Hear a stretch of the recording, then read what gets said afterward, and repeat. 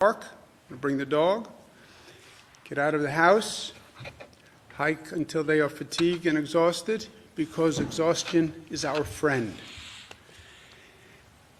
Total hospitalizations, down again. If you look at that overall curve, that is the mountain, little perspective. We are back where we were 21 days ago. 21 days of hell, but we're back to where we were.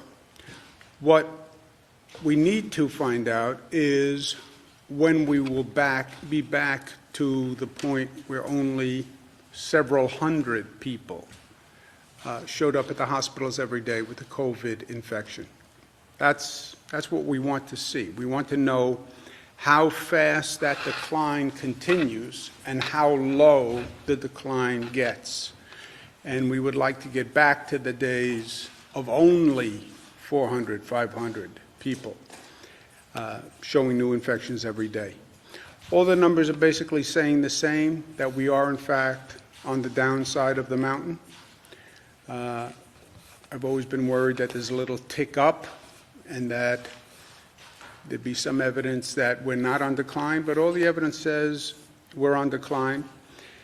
Even the number of new cases actually ticked down yesterday after being stable for a number of days. It's down to about 1,100 new cases. Only in this crazy reality would 1,100 new cases be relatively good news, right? But 1,100 new cases. Again, we'd like to see that down into the 200, 300, 400 new cases per day. Just when you think you're going to have a good day, this reality slaps you right in the face. 437 deaths yesterday, which is actually a tick up. This number is, as you can see, call it flat with a slight decline if you're looking for a silver lining. But this is just terrible, terrible, horrific news. Testing is what we are compulsively, obsessively focused on now. Both diagnostic testing, which is a positive negative, the antibody testing. We do about 20,000 tests per day, average, goes up and down a little bit depending on the day. We had a great meeting with the federal government this week and came up with a division of responsibility. I spoke to the other governors about it yesterday with the Vice President on a all governors conference call. I spoke about the arrangement with the federal government. I hope the federal government and the other governors follow that template because it's a template that makes sense. We always said this was a federal-state partnership, and the President said that he understood the federal government had a role. We came up with a division of responsibility, which is basically the states take responsibility for the labs in their state and getting those labs functioning. We regulate those labs, and the federal government would take the responsibility of making sure the national manufacturers had the tests, the reagents, the vials, the swabs, all the equipment that the national manufacturer needs to be able to send to our labs so our labs can actually function. Our labs have these highly sophisticated machines that they bought from national manufacturers. But the machine requires the test kit and the reagents specifically for that machine. It's like you buy a printer from a company for your computer, like a color printer, but the printer requires cartridges from that company. You can have a fancy printer, but if you can't get the replacement cartridges, that printer is a paperweight, right?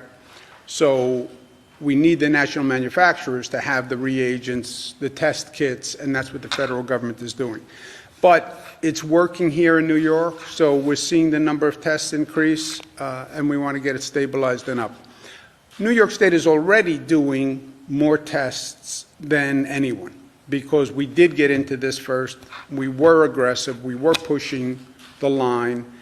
So we're actually doing more tests per capita than any country around the world, let alone any state in the United States.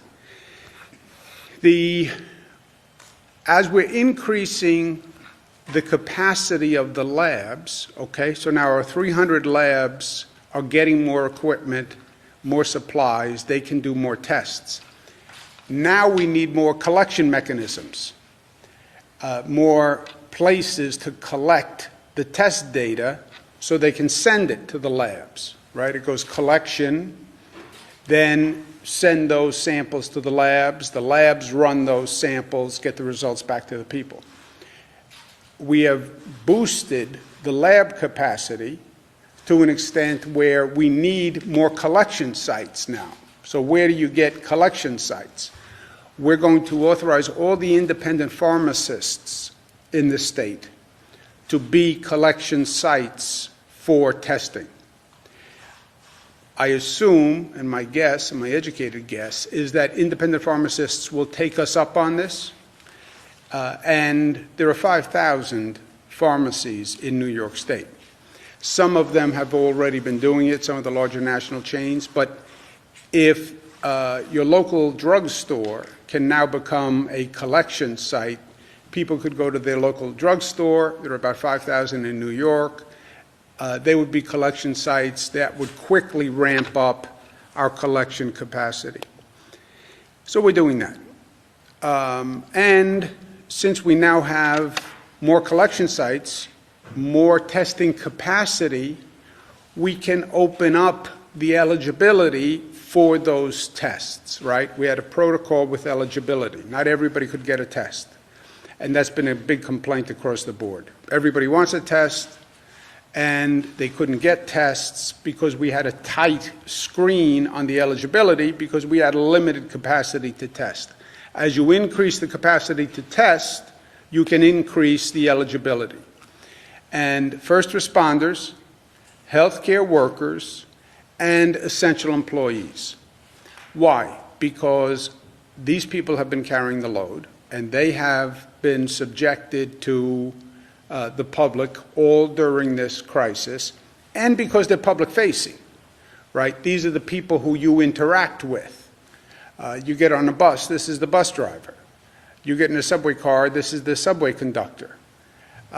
You are interacting with government, these are the people who you're interacting with. If they're infected, they could possibly spread it to a large number of people. So we're dramatically increasing the capacity with these groups. What are first responders? Firefighters, paramedics, EMTs, police officers, state, local, county, sheriffs, etc. Also correction parole officers, probation officers, people who are in the prisons. They can now go to the increased number of collection sites in the state. They're eligible to get a test. Healthcare workers, broad definition, direct care providers, healthcare practitioners, medical specialists, occupational therapists, psychologists, psychiatrists, residential care program managers. So if you're working in a residential facility, mental health facility, etc., community group residents, you're now able to get a test. And quote-unquote essential workers. Essential workers are the people who've been keeping everything running. You know, when we say we closed down the economy, we didn't really close down the economy, right? We closed down the economy relative to what the economy was doing. But you still go to the store and buy groceries. Your lights are still on, right? Someone is picking up the garbage in front of your house. So those essential workers have been functioning all along. And these essential workers, and God bless them, we want to make sure they are now eligible for tests, again, because they've been working all along, they've been exposed, and also because when you go in to the dry cleaner, this is the person on the other side of the counter who's interacting with dozens of people a day. So we want to make sure those people get tested. As we continue to develop our testing capacity, and the labs are coming up to scale, the collection sites are opening, the more testing we have, the more we will open eligibility. hopefully one day we get to the point where anybody who wants a test can walk in and get a test, right? That was the dream. But we found out quickly that we couldn't do that. You have 19 million people in the state. So we had to prioritize. We're still prioritizing, but we're opening up that prioritization. The more capacity, the more tests, the more we'll open the eligibility criteria. We're also focusing on our healthcare workers and first responders. We're doing antibody testing for our frontline healthcare workers, and we're starting today, coming up to scale with 4 facilities in downstate New York. Obviously, downstate New York handled the bulk of the cases, not just in this state, but in this nation. So we're going to those hospitals that had a large number of COVID cases come in, and we're doing antibody testing there as quickly as we can and to the largest scale that we can. Elmhurst Hospital was one of the city's, New York City's public hospitals. When we talk about hospitals downstate, there are about 100 hospitals. About 11 of the 100 are what's called public hospitals. New York City runs them as part of their Health and Hospitals Corporation. Those public hospitals really saw a large number of people, and they were under stress. And they were under stress, frankly, even before the COVID situation. But Elmhurst Hospital, which made national news for the number of cases they were handling, Bellevue, Montefiore, SUNY Downstate is now running a COVID-only hospital. So everybody in that hospital is a COVID patient. And you want to talk about God's work, that's where it's happening. We want to get them the antibody testing. And we're also going to do significant antibody testing in downstate New York with those frontline transit workers also. People who've been working for the MTA, they're Transit Workers Union, TWU members. They've kept the city operational. You need those buses and you need those subways. If you want to have the hospitals running, if you want to have the grocery stores running, those employees have to be able to get to work. And the MTA, the buses, the subways, they did that for us. God bless them, the MTA and transit workers. And then the police, the first responders who are out there because we have to be safe. And we have to be safe even during COVID. So NYPD was out there. They had a large number of people who became sick because of the situation. State police, same thing. So we're going to be doing significant antibody testing there.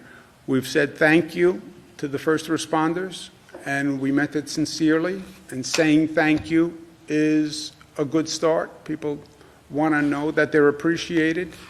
But even better than saying thank you, actions speak louder than words, right? So show me that you're thankful and act like you're thankful and get me the help I need. I'm out here doing my job. It's my public duty. I get it. But I'm sacrificing myself. I'm sacrificing my family. At least show me support. And support is you have the equipment you need, you have the tools you need, and we're going to get you the testing on a priority basis because you deserve it. Last point, personal opinion.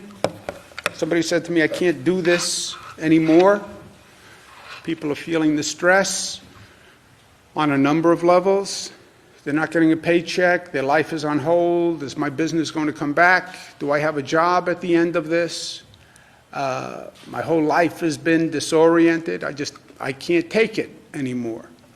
I get it. I really do fundamentally get it. This has been a god-awful situation on many, many levels. And many people, I'm sure, are saying this in their own way. So who said it to me is not important. But it was one of my daughters. So I won't tell you which one, though, just to protect privacy. I get the feeling. Today is day 56. It's been 56 long days. Generations are called upon to deal with high levels of difficulty.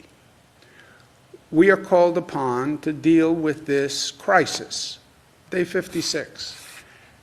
1918 pandemic went on for 2 years. We're in day 56. World War I went on for 4 years. The Great Depression went on for 4 years. You want to talk about economic anxiety. You want to talk about people losing homes, not being able to feed themselves, people living in camps, people living in cars. World War II, 6 years. Vietnam War, that intensity every night, to have to hear about the tragedies. Went on for 8 years. I get 56 days is a long time. And I get it's the worst thing that we have experienced in modern history. I get that. But just a little perspective. Not that it makes our situation any better, but it gives you a sense of perspective. Yes, in life, things happen. On an individual level and on a societal level. Things happen. And you have to deal with it. And it's hard. But on the other hand, it makes us who we are, right? You get shaped by your experiences. This is a terrible experience to go through. But we will manage it, we will handle it, and we will be the better for it. 56 days, all this inconvenience. Yeah, think of it this way. What you're doing is actually saving lives. That's not rhetorical. That's not overly dramatic. You are saving lives. What we have done here has saved lives. Every expert, CDC, White House Task Force, Cornell University, Columbia University, McKinsey, the group that Bill Gates funded, every one of them projected that there would be at least 100,000 more serious infections in the state of New York. 100,000 more serious infections, more hospitalizations. What happened? We did what we had to do, which was hard and is hard. Well, what did we accomplish? 100,000 fewer serious infections. That's what 56 days of our relative living through hell has accomplished. And that is a heck of an accomplishment. So yes, it's not for naught. 100,000 fewer infections. And look, life is better than death, even if it is not your own. A.J. Parkinson. Even if you're 22 and you're 25 and you're strong and you're healthy and you say, well, you know what, even if I get coronavirus, it's not going to affect me because it doesn't affect the young. With a little caveat there, except when it does, and your life might have been the one that it did affect. But even if you're right, I'm 22, I'm 25, I would have been just fine. Yeah, but who could you have infected? And maybe they weren't going to be fine because they weren't 22 and they weren't 25, because they were 65 and because they had diabetes or they had hypertension or they had an underlying heart condition or because they were recovering from cancer and a cancer operation, and you infect that person and that person dies because you got infected. That's the reality of what we're dealing with. 56 days of pain. Yes. Yes, relative to the past and what other societies have gone through. Bad, but not the worst that people have gone through. What did we accomplish? 100,000 fewer infections in the state of New York. And we actually saved lives. That's what we did, and that's what we're doing, and that is inarguable. Personal opinion is, I believe everything we did was worth it. People can argue that point, but that is what we did. And for me, that is a heck of an accomplishment and one to feel good about, and one which New Yorkers will be proud of, because it is what New York is about, which is being tough and being smart and disciplined and unified and loving. So maybe the life you saved is not your own. Okay, you still saved a life. And that's not a bad way to spend one day or 56 days. Questions? Governor, you've mentioned over the past week that we may take a regional approach in New York State to reopening things, but does that not undermine the tri-state plus approach of coordinating with the other states to reopen things when one state in itself may take various approaches? Good question, and you're right. That's why it has to be balanced with the tri-state approach. Tri-state approach with, then expanded to the other states, right? We have 7 states.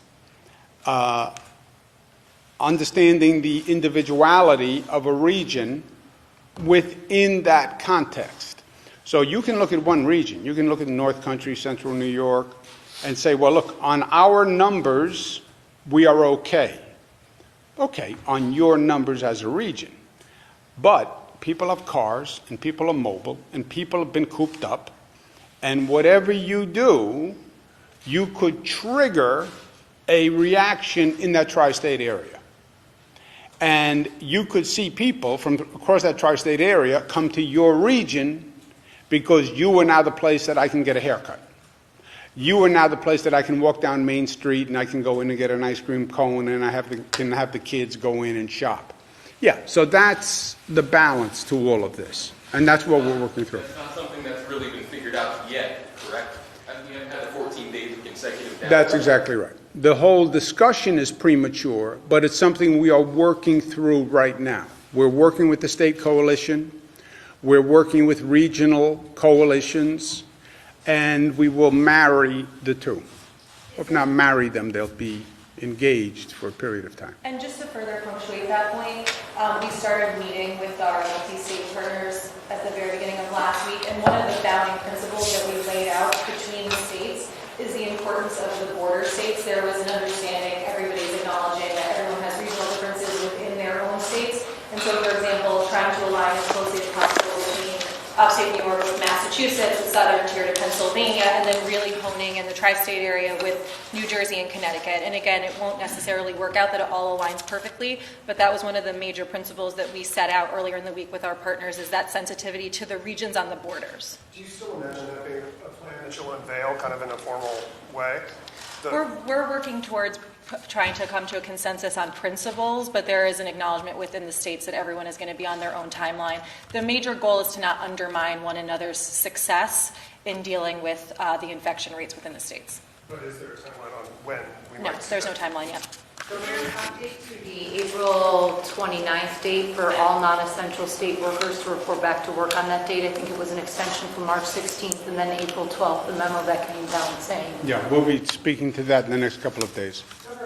Just a quick clarification. The tests at the pharmacies will be diagnostic tests, positive, negative, not antibody tests. And those will be conducted at the pharmacy? Yes. Not just collected there? They'll be conducted there. So you'll be able to go to a pharmacy and get a test? You will be able to go into a pharmacy and get a test. The parlance is the sample will be collected at the pharmacy. The pharmacy then sends it to a lab. The lab conducts the test. So the labs conduct, the pharmacy collects in this new terminology. Question, just in terms of what we're seeing in terms of new infections, it's been 5 weeks since the New York on pause order took effect. Yesterday we saw 8,000 new cases. Presumably that's because of heightened testing. But then we're also seeing like 1,300 people come into the hospital. Do we have any demographics, any research on who is getting infected? Are these essential workers? Are these people that are being infected by family members? Are they people that are being infected in communities? Do we know where people are getting sick if people are staying home? We know on the hospitalization data, you know how many people come into a hospital, you know what hospital they go into, and where that hospital is. I don't know if you have demographic data Do we get on the herd data, do we get demographics? We don't have broad demographic data. We basically have locations based upon where they are hospitalized. So we don't know where they're getting sick, I guess, is the question. No, you know what hospital you know what hospital they're going into. Assuming the hospital they're going into is located near where they live, but you don't know where they're getting sick. No, but they don't know where they're getting sick either. By the way, you know, somebody walks into a hospital, you say, "Where did you contact the virus?" They're not going to be able to answer. Eventually, we will have that data. It's aggregated now, so we can do it in real time, so we can present to the public every day the hospitalizations and things like that. Patient data gets submitted on a much greater lag, but for us it was who's going to the hospital now, what is those percentages, so we can monitor the infection in real time. The patient-specific data, which has more of the demographic data, comes in but much more slowly, so that's going to be a much more retrospective look, but we were trying to monitor in real time hospital capacity issues, intubation issues, ICU issues, so we looked for just the raw numbers. We have to believe that there is kind of widespread community spread still going on, right? This is why the contact tracing that we're going to do is going to be so helpful. Because when we start to talk to individuals, we're going to learn a lot about who they were exposed to. Perhaps someone they were exposed to is in the hospital. We're going to get a lot more information, and that's why that's so important. It seems like many of these nursing homes before the pandemic had problems with staffing and poor quality care. Do you think the Department of Health did enough leading up to this pandemic to ensure that they were providing quality care and had enough staff? We have addressed this looking at the nursing homes. We continue to reach out to the nursing homes. We were doing that all along. If there was any concern, we were contacted. We reached out to them. We did investigations. As I mentioned once before, we actually even did video checks to be sure that they were doing everything correctly, and we provided the information that they needed. But as the governor said previously, a lot of this is the nursing homes. If there was a concern, they needed to look into getting what supplies they needed. But do you think that your department should have done more in general leading up to this pandemic to ensure that they, had enough staff? Because clearly going into this, there just weren't enough people working. That's not clear. Look, I did nursing home investigations as Attorney General. There's a constant tension with nursing homes. Any vendor to the state, vendor to the public, where they are providing a service and they're getting paid for a service, and the constant tension is, are they actually providing that service? Should they be doing more? Should they be doing better? As Attorney General, we also did video cameras in patients' rooms to see hidden video cameras. How many times was the staff coming in? Was the staff doing what they were supposed to do? Were they turning the patient, et cetera? So this has been a field of regulation and scrutiny and investigation that goes back decades. It's a field that when you look at the past, there have been quote-unquote nursing home scandals in the past. So it's a highly regulated, highly investigated field. Department of Health and the Attorney General, it's a big staple of what they do. This crisis overwhelmed the nursing homes. And when I say no one is to blame, look, you had a virus that preys on vulnerable people, concentration of vulnerable people in a nursing home. But the regulations still apply, right? Even though you're in the middle of a global pandemic, the regulations still apply. And for the nursing homes, one of the central regulations is if you cannot provide appropriate care for that patient, you must transfer that patient, period. That's the rule. And if you can't find a place to transfer the patient, then Department of Health will find a place to transfer the patient. Another nursing home, another facility. But that rule does not change. Now, you can say, well, look, I can't provide care because of this pandemic, because my staff is out ill, because I can't get supplies, because I don't have masks, because I can't quarantine properly, whatever reason. But if you can't provide care, you're not supposed to be keeping that person in your facility, period. And That's what most of this is going to come down to. Now, they're going to do an additional investigation to see what happened if there were other instances, because there are other regulations also. You have to inform patients and their family. That's a regulation. I understand your staff was stressed and this was a horrendous period, but that it didn't waive any of the regulations of good conduct of business. So that they have limited access to testing. If we're offering testing at pharmacies, why not offer the same thing at a nursing home? But, go ahead. Working on that. And just to be clear, we've done, as much nursing homes can do testing, it's local options where we've set up testing in other places, but we've done 28 sites for nursing homes, and we're expanding that by another 15, so we're adding as much testing capacity as humanly possible. Let's take one more. I'm going to put on my mask and go hiking with a mask. By the way, I have a whole collection of really beautiful masks that have been sent to me from people all across the country. I'm going to show you. Mask art is a new boutique specialization that is developed. Mask art. Piggyback on. Go ahead. Some elections, some special elections last night in Queens and Syracuse. The Chris Collins one is still good to go. Do you expect Legally, that? I can't affect a congressional race, a federal race. Is that right? Yeah, the law says that the governor may call a special election for the legislative races, and so, but with the congressional, it's a shall, so we were mandated to, so that's why that one race is the only one that will remain a special on that day. Difference between may and shall, all the difference in the world. Go ahead, Jesse, last question. You said yesterday that you would be evaluating and making a decision on the on-pause order in the coming week. Could we anticipate that that decision, the on-pause, whether to extend, would also be coupled with a decision on, say, regional reopenings or plans like that? Will that be part and parcel? You can anticipate anything you'd like to anticipate. I do not control your anticipation level, so you can anticipate whatever you'd like. They're not necessarily linked, so we'll make a decision at the right time because people need notice. But I don't think there's any specific linkage between them. A scenario where certain industries, construction, manufacturing, and such, might be opened prior to, say, retail or mass gatherings or stuff like that? Yes, by definition. By definition, nobody's going to say, okay, region X is open and everything opens automatically. So the phased approach, that's what we're talking about. Phased in timing, phased in industry, phased in activity level. Remember we did that matrix? Essential business. How essential is your business? By how safe is your business? And that's the matrix. Wear a mask. Wear a mask. Pandemic